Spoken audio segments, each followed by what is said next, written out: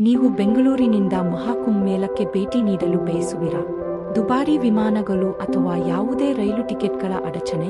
ಪ್ರಯಾಣಿಸಲು ಪ್ರತಿ ವ್ಯಕ್ತಿಗೆ ಸುಮಾರು 7,000 ವೆಚ್ಚವಾಗುವ ಅಗ್ಗದ ಯೋಜನೆಯಲ್ಲಿದೆ. ಪ್ರಯಾಣದ ಆರಂಭ: ಬೆಂಗಳೂರಿನಿಂದ ದೆಹಲಿ ವಿಮಾನಕ್ಕೆ 6 ರಿಂದ 7,000 5 ಗಂಟೆಗಳ ಪ್ರಯಾಣ.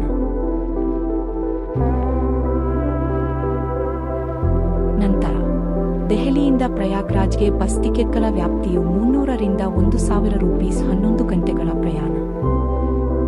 ಒಂದು ಕಡೆ ಪ್ರಯಾಣ ವೆಚ್ಚ ಕೇವಲ 7 ರಿಂದ 8,000. ಪ್ರಯಾಣದ ಸಮಯ 20 ಗಂಟೆಗಳು.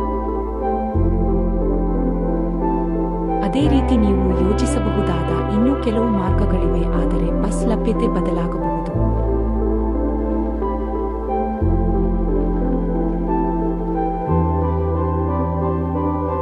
ಸುರಕ್ಷಿತ ಮತ್ತು ಸಂತೋಷದ ಪ್ರಯಾಣವನ್ನು ಹೊಂದಿರಿ.